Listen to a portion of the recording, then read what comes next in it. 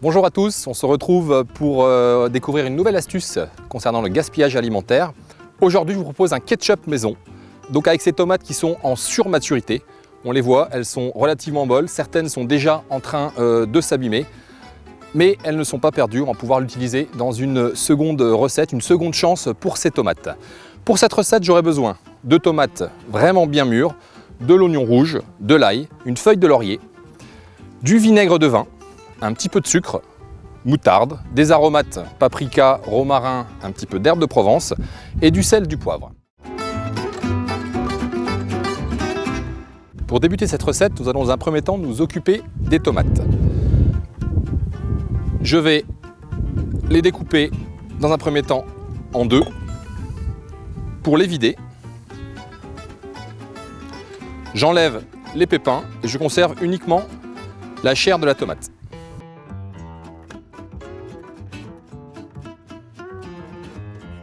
À présent, je vais prendre mes tomates découpées grossièrement en cubes pour les passer en casserole. Et on va y rajouter un oignon rouge ciselé et une gousse d'ail pour apporter un petit peu de goût. On peut à présent lancer la cuisson. On va partir sur 15 à 20 minutes sur un feu moyen. Après 15 bonnes minutes de cuisson à feu moyen, on retrouve une belle compotée de tomates. On a évaporé un maximum d'eau de la tomate et on peut passer à l'étape suivante. À présent, on va assaisonner notre ketchup. Je vais rajouter une feuille de laurier,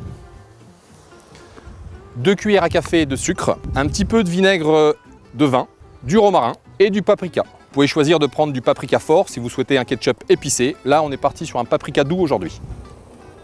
Dernier ingrédient, une cuillère à soupe de moutarde.